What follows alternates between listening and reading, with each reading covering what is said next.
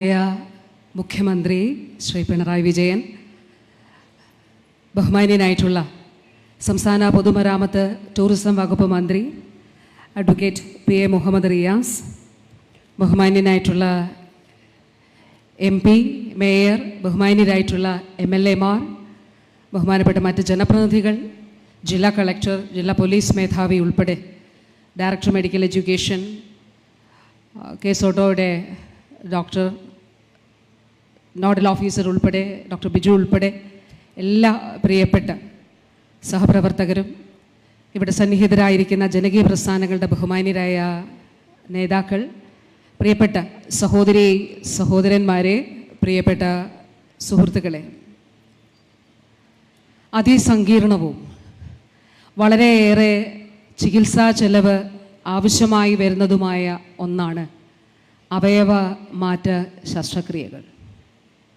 കേരളത്തിൽ ഇവിടെ സൂചിപ്പിച്ചതുപോലെ ജീവിതശൈലി രോഗങ്ങളും അതോടൊപ്പം അതിൻ്റെ അനുബന്ധമായി അവയവ മാറ്റ ശസ്ത്രക്രിയകൾ ആവശ്യമായി വരുന്നതുമായിട്ടുള്ള ആയിരക്കണക്കിന്, ഇപ്പോൾ 2000-ലധികം ആളുകൾ കിഡ്നി ട്രാൻസ്പ്ലാന്റേഷന് വേണ്ടിയിട്ട് കാത്തിരിക്കുന്നുണ്ട്. അപ്പോൾ ജീവിതത്തിൻ്റെ ഒരു ഘട്ടത്തിൽ ഡോക്ടേഴ്സിനെ കണ്ട് ചികിത്സിച്ച് ഡോക്ടർമാർ പറയുകയാണ്, കിഡ്നി മാറ്റിവെക്കണം, ലിവർ മാറ്റിവെക്കണം. അപ്പോൾ കിഡ്നി രോഗവുമായി ബന്ധപ്പെട്ട് കുറച്ചുനാൾ നമ്മൾ ഡയാലിസിസ് ഒക്കെ ചെയ്ത് മുന്നോട്ട് പോകാനായിട്ട് കഴിയും.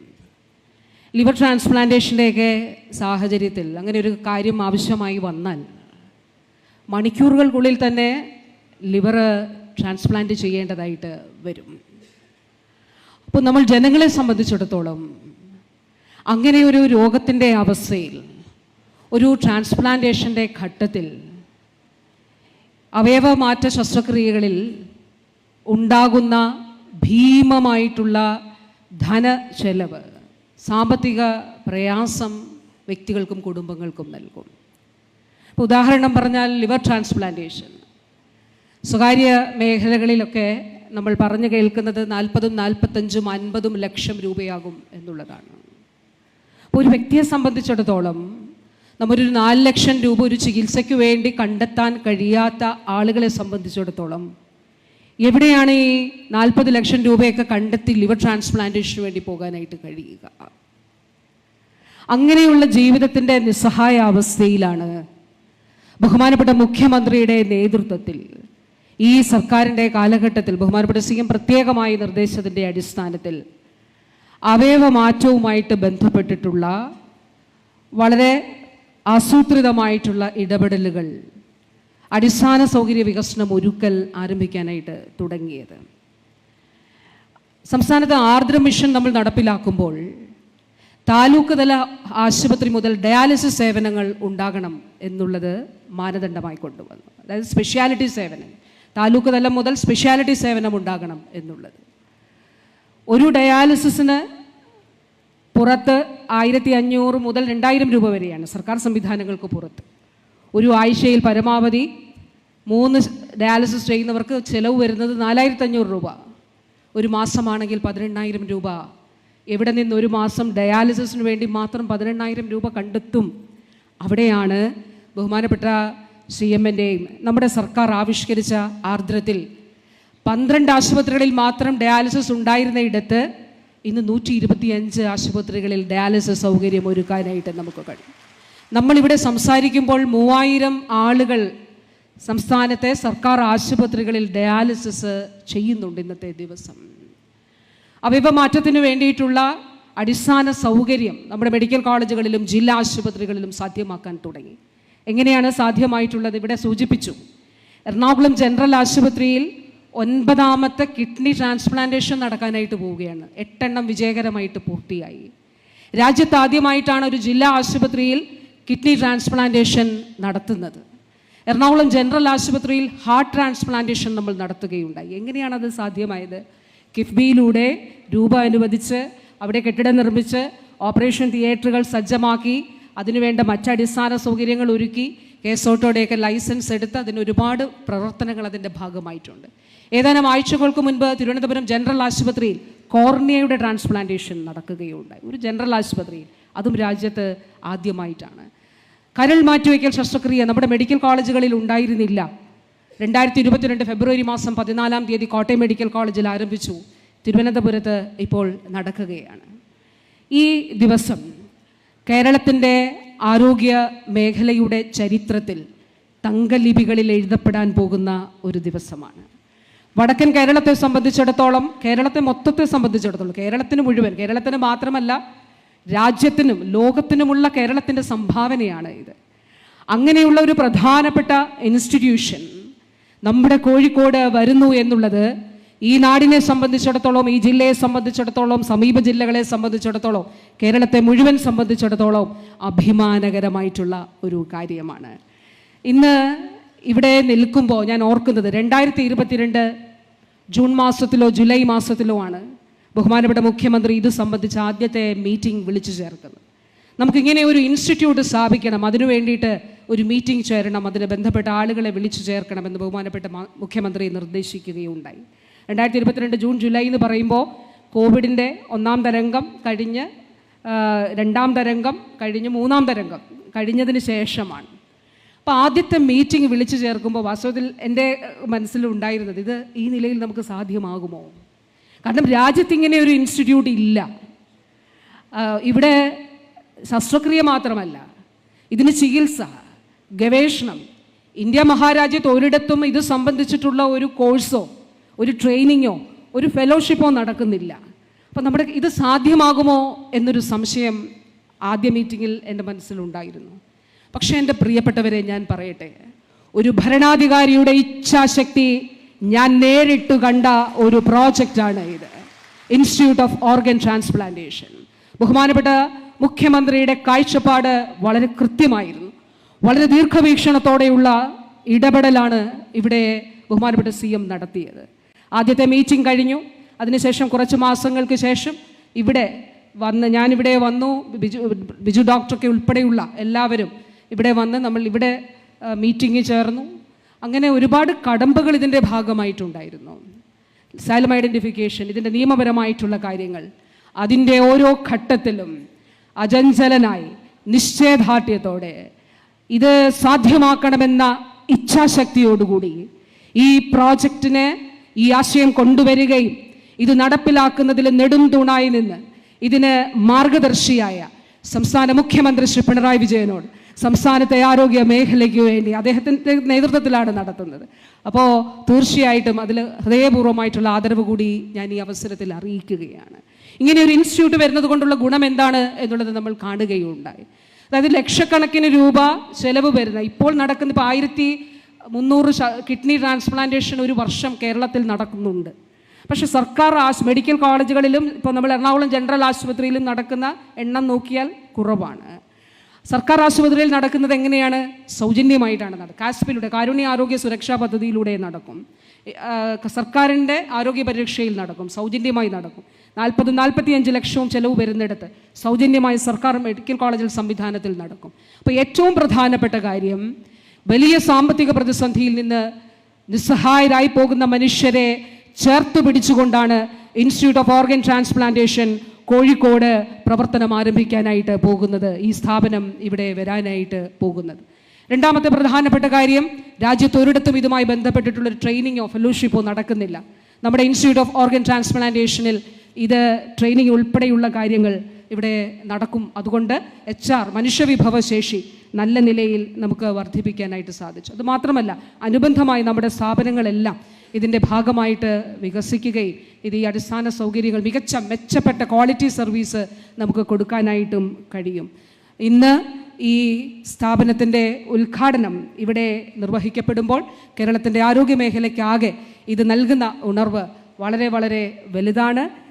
ഇതോടൊപ്പം തന്നെ ഈ കാലഘട്ടത്തിൽ കേസോട്ടോ ഉൾപ്പെടെ നിയമാനുസൃതമായ സ്ഥാപനങ്ങൾ സുതാര്യമായി ഇത് കൊണ്ടുവരുന്നതിന് ഇപ്പോൾ മൃതസഞ്ജീവിനി, മരണാനന്തര അവയവദാനം മുൻപ് ഉണ്ടായിരുന്നതിനേക്കാൾ, അതായത് വ്യവഹാരങ്ങളായിരുന്നു 2 വർഷം മുൻപ് വരെ കേസുകൾ നിലനിന്നിരുന്നു. ഇപ്പോൾ ഈ 2025 എടുത്താൽ മുൻ വർഷങ്ങളെക്കാൾ 54% വർധനവ് ഉണ്ടായിട്ടുണ്ട്. അവയവദാനത്തിൽ, മരണാനന്തര അവയവദാനത്തിലും വലിയ രീതിയിൽ അതിൽ വ്യത്യാസം ഉണ്ടായിട്ടുണ്ട് എന്നുള്ളത് സന്തോഷമുള്ള ഒരു കാര്യമാണ് എന്നുള്ളത് കൂടി പറഞ്ഞുകൊണ്ട് ഒരു കാര്യം കൂടി, ഈ സർക്കാരിൻ്റെ നയത്തിൻ്റെ അടിസ്ഥാനത്തിൽ ഒരു കാര്യം കൂടി ചെയ്യുന്നുണ്ട്. അത് ട്രാൻസ്പ്ലാന്റ് കഴിഞ്ഞ രോഗികൾക്കുള്ള മെഡിസിൻ രാജ്യത്തെ ഏറ്റവും വിലക്കുറവിൽ നൽകുകയാണ്. അതിൻ്റെ ഉദ്ഘാടനവും ഇപ്പോൾ തൊട്ടടുത്ത് നിർവഹിക്കപ്പെടും. ബഹുമാനപ്പെട്ട മുഖ്യമന്ത്രിയുടെ നിർദ്ദേശത്തിൻ്റെ അടിസ്ഥാനത്തിൽ ക്യാൻസർ മരുന്നുകൾ നമ്മൾ ഇതുപോലെ ആരംഭിച്ചിരുന്നു. 72 കാരുണ്യ ഫാർമസികൾ വഴി ബഹുമാനപ്പെട്ട മുഖ്യമന്ത്രി തന്നെയാണ് ഉദ്ഘാടനം ചെയ്തത്. 72 കാരുണ്യ ഫാർമസികളിലൂടെ രാജ്യത്തെ ഏറ്റവും കുറഞ്ഞ വിലയിൽ ക്യാൻസർ മരുന്നുകൾ നൽകുന്ന സംസ്ഥാനം കേരളമാണ്. ഇപ്പോൾ ഏറ്റവും കുറഞ്ഞ വിലയിൽ ട്രാൻസ്പ്ലാന്റ് കഴിഞ്ഞവർക്കുള്ള മെഡിസിൻസ് നൽകുന്ന സംസ്ഥാനവും കേരളം ആവുകയാണ്. വാക്കുകൾ ദീർഘിപ്പിക്കുന്നില്ല. ഇൻസ്റ്റിറ്റ്യൂട്ട് ഓഫ് ഓർഗൻ ട്രാൻസ്പ്ലാന്റേഷൻ നമ്മുടെ ഈ ഒരു സ്ഥാപനങ്ങളുടെ പട്ടികയിൽ ഏറ്റവും ഒടുവിലത്തേതാണ്. ഇനി തൊട്ടടുത്ത് ബഹുമാനപ്പെട്ട മുഖ്യമന്ത്രി ഉദ്ഘാടനം ചെയ്യാൻ പോകുന്ന രാജ്യാന്തര ആയുർവേദ ഗവേഷണ കേന്ദ്രമാണ്. ഈ നിലയിൽ തന്നെ ഇച്ഛാശക്തിയോടെ ദീർഘവീക്ഷണത്തോടെ നടത്തിയ ഇടപെടലിൻ്റെ ഭാഗമായിട്ടാണ് ഇൻസ്റ്റിറ്റ്യൂട്ട് ഓഫ് അഡ്വാൻസ് വൈറോളജി തിരുവനന്തപുരത്ത് ഉള്ള സ്ഥാപനം രാജ്യത്തെ ഏറ്റവും മികച്ച വൈറോളജി ഇൻസ്റ്റിറ്റ്യൂട്ടായിട്ട് മാറിയിട്ടുണ്ട്. സയൻസ് ആൻഡ് ടെക്നോളജി ഡിപ്പാർട്ട്മെൻറ്റിൻ്റെ കീഴിലാണ്. 82 വൈറസിനെ നമുക്കവിടെ ഐഡൻറ്റിഫൈ ചെയ്യാനായിട്ട് കഴിയും. ഞാൻ പറഞ്ഞത് നമ്മുടെ കൊച്ചു സംസ്ഥാനത്തിൻ്റെ 3.5 കോടി ജനങ്ങളുള്ള കേരളത്തിൻ്റെ ശാസ്ത്രമേഖലയിൽ ഗവേഷണ രംഗത്ത് അതോടൊപ്പം ചികിത്സാ രംഗത്ത് ഉണ്ടായിട്ടുള്ള മാറ്റങ്ങൾ, ഈ 10 വർഷങ്ങളിൽ ഉണ്ടായിട്ടുള്ള മാറ്റം ചരിത്രത്തിലെ ഏറ്റവും വലിയ മുന്നേറ്റമാണ്. അതിലുള്ള സന്തോഷവും അഭിമാനവും പങ്കുവെച്ചുകൊണ്ട് ഈ സ്ഥാപനത്തിൻ്റെ ശിലാസ്ഥാപനം നിർവഹിക്കുന്നതിന് വേണ്ടി ആദരണീയനായിട്ടുള്ള കേരളത്തിൻ്റെ മുഖ്യമന്ത്രി ശ്രീ പിണറായി വിജയനെ അദ്ദേഹത്തെ ക്ഷണിച്ചുകൊള്ളുന്നു. നവകേരള നിർമ്മിതിയുടെ ശില്പിയും നമ്മുടെ ബഹുമാന്യനായ മുഖ്യമന്ത്രി ശ്രീ പിണറായി വിജയൻ അവറുകളെ ഈ മഹത്തായ സംരംഭത്തിന്റെ ശിലാസ്ഥാപന കർമ്മം നിർവഹിക്കുന്നതിനും ഉദ്ഘാടന ചടങ്ങിനുമായി ഏറ്റവും ആദരവോടെ ക്ഷണിച്ചുകൊള്ളുന്നു.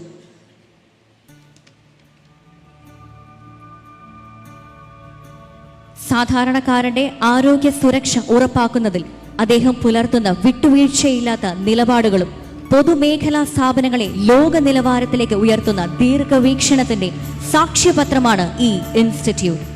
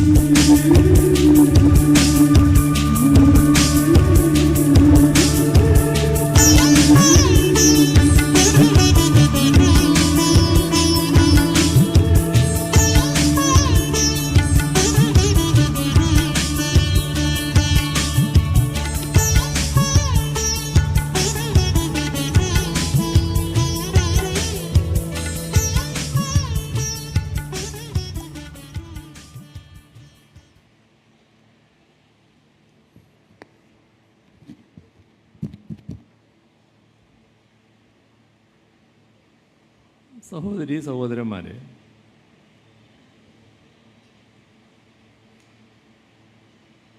വളരെ നല്ലൊരു കാര്യത്തിനാണ് നാം എല്ലാവരും ഈ സമയം ഇവിടെ ഒത്തുകൂടിയിരിക്കുന്നത്.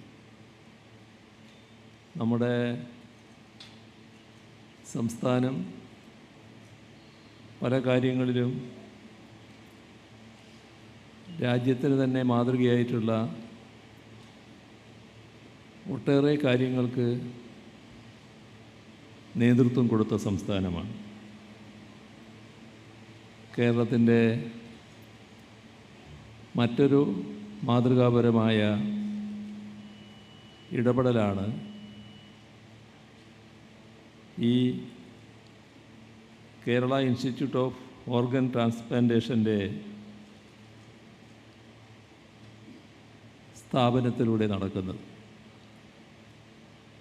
ഈ സ്ഥാപനത്തിൻ്റെ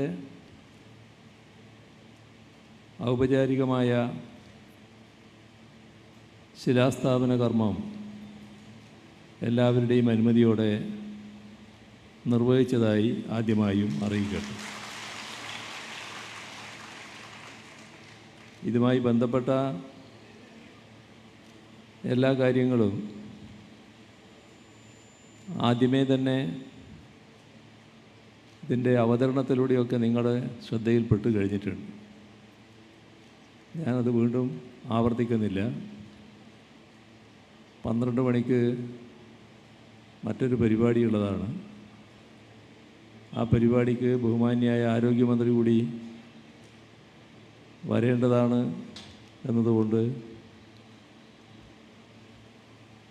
അവരുകൂടി സംസാരിച്ച് കഴിഞ്ഞതിന് ശേഷം പോകാമെന്നത് കണക്കാക്കിയാണ് ഇരുന്നത്. ഇപ്പം നിങ്ങളെല്ലാവരെയും അറിയാലോ, 12 മണി കഴിഞ്ഞു.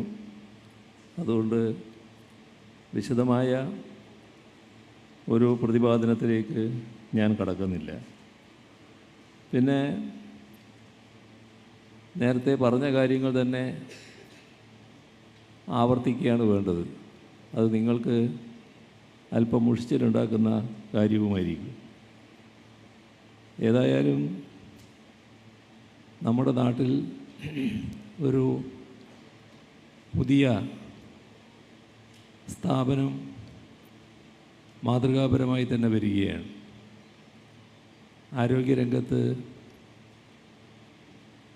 ഇന്ന് ഒട്ടേറെ മാറ്റങ്ങൾ സംഭവിച്ചുകൊണ്ടിരിക്കുന്ന കാലമാണ്. അതിലേറ്റവും പ്രധാനമാണ് അവയവമാറ്റ ശസ്ത്രക്രിയകൾ. നമ്മുടെ പൊതുവായ ചികിത്സയിൽ കാണാൻ കഴിയുന്നൊരു കാര്യം, പലപ്പോഴും സ്വകാര്യ മേഖലയിൽ വൻ ചാർജ് ഈ അവയവമാറ്റ ശസ്ത്രക്രിയക്കൊക്കെ ഈടാക്കുന്നു എന്നുള്ളതാണ്. ഇവിടെ ഇത് കഴിഞ്ഞ് ഞങ്ങൾ പങ്കെടുക്കുന്ന ഒരു പരിപാടിയുണ്ട്. അത് ഒരു സ്വകാര്യ ആശുപത്രി എന്ന് വേണമെങ്കിൽ പറയാമെങ്കിലും നമ്മുടെ സംസ്ഥാനത്ത് ഏറ്റവും കുറഞ്ഞ ചെലവിൽ ശസ്ത്രക്രിയകളും മറ്റും നടത്താൻ കഴിയുന്നൊരു ആശുപത്രിയുടെ ചടങ്ങിലാണ് ഞങ്ങൾ പോകുന്നത്. നമ്മുടെ നാട്ടിൽ വരുന്ന ചികിത്സയുടെ കാര്യത്തെക്കുറിച്ചുള്ള ഏകദേശ ചില വിവരങ്ങൾ ഞങ്ങളുടെ അടുത്ത് എത്തിപ്പെടാറുണ്ട്. ഒരേ ചികിത്സ തന്നെ, ഒരേ ശസ്ത്രക്രിയ തന്നെ ആശുപത്രികൾ മാറിയാൽ വലിയ ചെലവ് വരുന്ന കാര്യം നമ്മുടെ ശ്രദ്ധയിലുണ്ട്.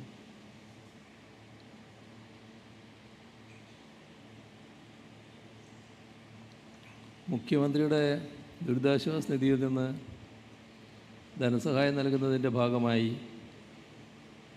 ആശുപത്രി ചെലവ് രേഖപ്പെടുത്തി വരും. ആ ചെലവ് മുഴുവൻ സഹായമായിട്ട് കൊടുക്കുന്നില്ല, ഒരു ചെറിയ ഭാഗമേ കൊടുക്കുന്നുള്ളൂ. പക്ഷേ കണ്ടുവരുന്ന കാര്യം, കേരളത്തിലെ 2 ആശുപത്രികൾ, ഒന്ന് ഞാൻ നേരത്തെ പറഞ്ഞതാണ്, മറ്റൊന്ന് എറണാകുളത്തുള്ളതാണ്.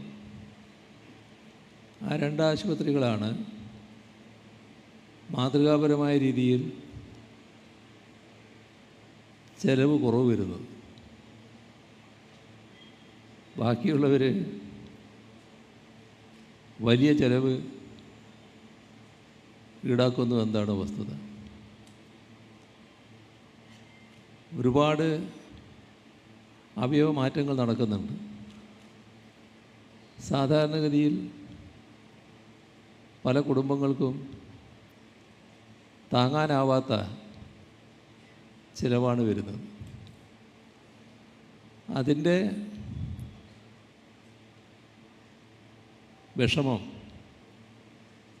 ഇതുമായി ബന്ധപ്പെട്ട് അറിയാവുന്ന എല്ലാവരുടെയും മനസ്സിലുള്ളതാണ്. അപ്പോഴാണ്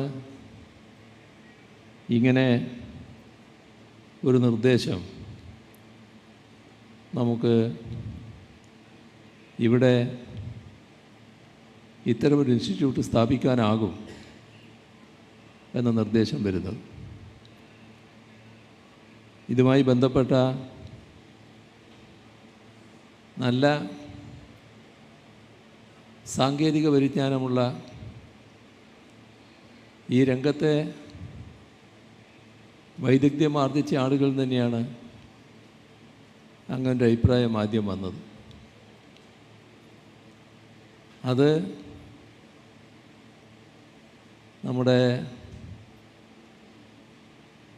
പ്രദീപ് കുമാറിൻ്റെ ശ്രദ്ധയിലാണ് ആദ്യം കൊണ്ടുവരുന്നത്.